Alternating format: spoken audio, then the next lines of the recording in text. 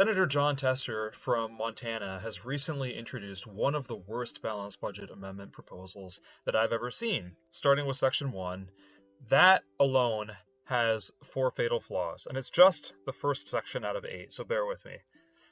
First, it would require annual balance between receipts and outlays. Second, using outlays is a problem. Third, it talks about a fiscal year instead of just a year. And then fourth, it would let both houses of Congress, with a 3/5 vote of the whole number, set aside balance for any reason, emergency or otherwise. Annual balance is a terrible, no good, very bad, awful idea. It sounds good, but it's bad. It is a simple concept, but it's almost impossible to live with. The reason why is because revenue is incredibly variable from year to year. Look at this chart. So the green line is the percentage change from year to year in federal revenue. You can see that it bounces around quite a bit.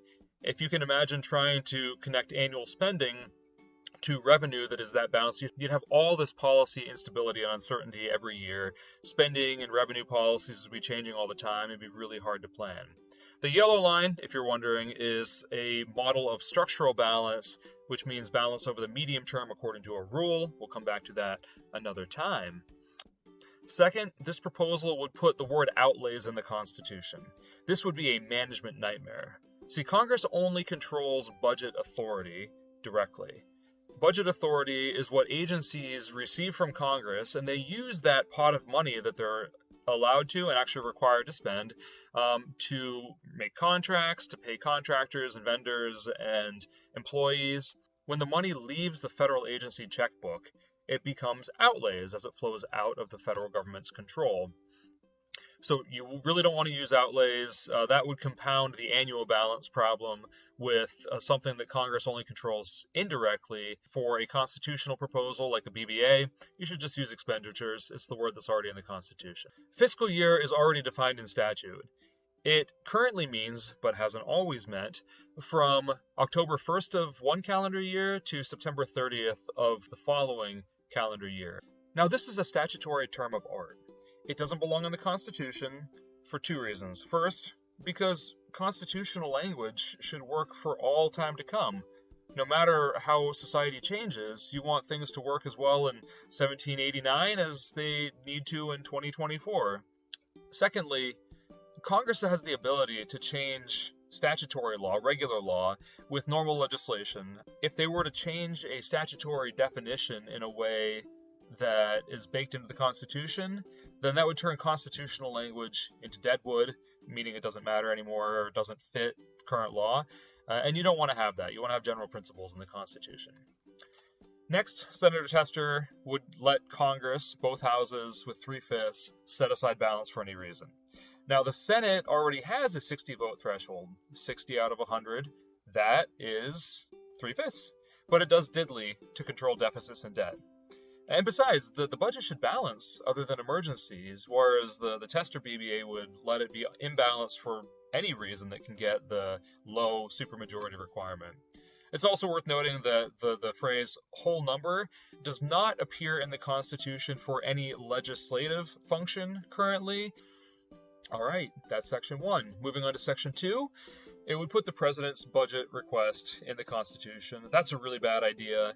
The White House, whether it's controlled by Democrats or Republicans, is really keen on expanding the power of the presidency. If you gave the president any more budgetary power in the Constitution, you can bet that they would take it, they would abuse it to grab more of Congress's powers. Besides, it's already required by law. It's in Title 31 of the United States Code, Section 1105. All the requirements are in there. There's no reason to put it in the Constitution. Moving on. All right, Section 3. The provision says no balance would be needed if there's a war and a majority of Congress doesn't want to balance. What's interesting about this is that it takes away balance for everything. It doesn't limit the extra expenditures to the military conflict in question. It's just like, hey, if there's a war, no balance required, no further justification. So this is actually a perverse incentive for perpetual war, which is really bizarre considering that Senator Tester ran as an opponent of the Iraq War, which started in 2003, of course, when he was running in 2006 for the U.S. Senate. Moving on to Section 4, the provision says no balance would be required during tough economic times or the year after, so that's really almost half of the time. And this is another reminder of why annual balance is such a foolish, bad idea. A balance should be over the medium term according to a rule, not every year. That way you're not overspending during the good years, and that you're actually able to spend more than revenue during the bad years, so everything is kind of evened out and stable and predictable. All right, Section 5. This one is pretty much okay. It says that Congress can do implementing legislation. The only problem with this directly is that it refers to that outlays word again. Again, that's a statutory construct. You don't want that in the Constitution. But more broadly, this section isn't needed. Congress already has broad powers to implement all powers of federal government actors, not just those of Congress, according to Article 1, Section 8, Clause 18, which is the necessary and proper clause, so they can limit, constrain, and otherwise shape the president's powers, any executive branch officer's powers, and the judiciary's powers. Moving on to Section 6, even more problems. Again, we see outlays and full balance. It would exclude Social Security, disability insurance, and Medicare from balance. And third, it would exclude natural disaster response from the balance requirement. So, full balance in a decade, 2034, it's currently 2024, would mean deficit reduction of $2.5 trillion in the 10th year for full balance. That is bananas. That is not something Congress is set up to be able to do in any plausible real-world scenario. Even going to primary balance, which is current revenue compared to non-interest spending, it would take $1 trillion of deficit reduction by 2034 when primary spending would be about $8.4 trillion. Now that's a lot, but that's within the realm of the plausible. Senator Tester doesn't propose full balance. He proposes full balance except for Social Security, disability insurance, and Medicare. These are the programs that actually drive the long-term federal debt challenge. The difference between their dedicated revenues and their promised spending or projected spending, that gap is almost all of the long-term federal deficit. The rest of the budget is basically balanced over the long run. So excluding all of these programs from the BBA would mean that it wouldn't actually be a BBA in any meaningful sense. So this lame excuse for a BBA also exempts natural disaster outlays, there it is again, from balance, again, if majorities in Congress approve it. So if you want to see everything get called a natural disaster and ram through this loophole, there you have it.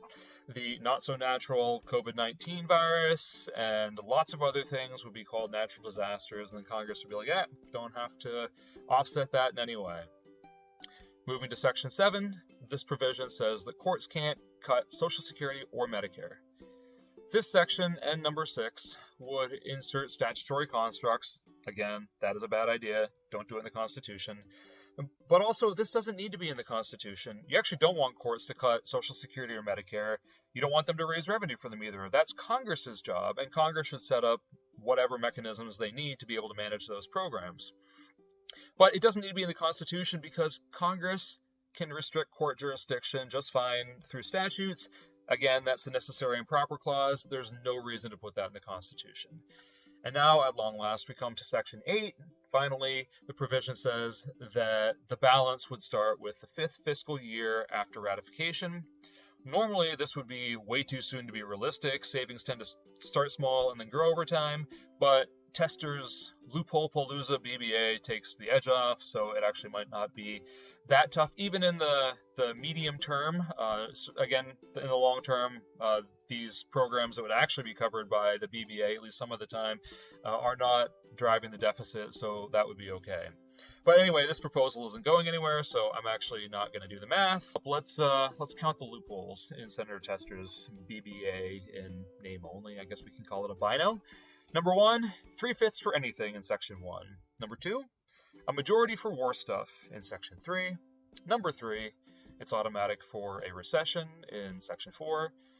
Number 4, Social Security and Medicare, both spending and revenue, would be totally exempt in Sections 6 and 7.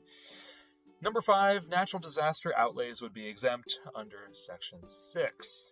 So, Senator Tester's 8-section, 596-word BBA is a bloated turkey that wouldn't do anything.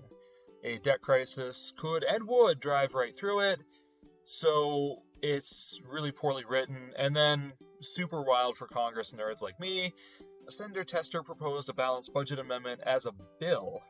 So bills go to the president for his or her someday signature. Joint resolutions can do that, but they are the way that Congress proposes constitutional amendments. A joint resolution for a constitutional amendment requires 2/3 of both houses of Congress before being sent off, usually to state legislatures, for them to decide whether to approve and eventually to ratify.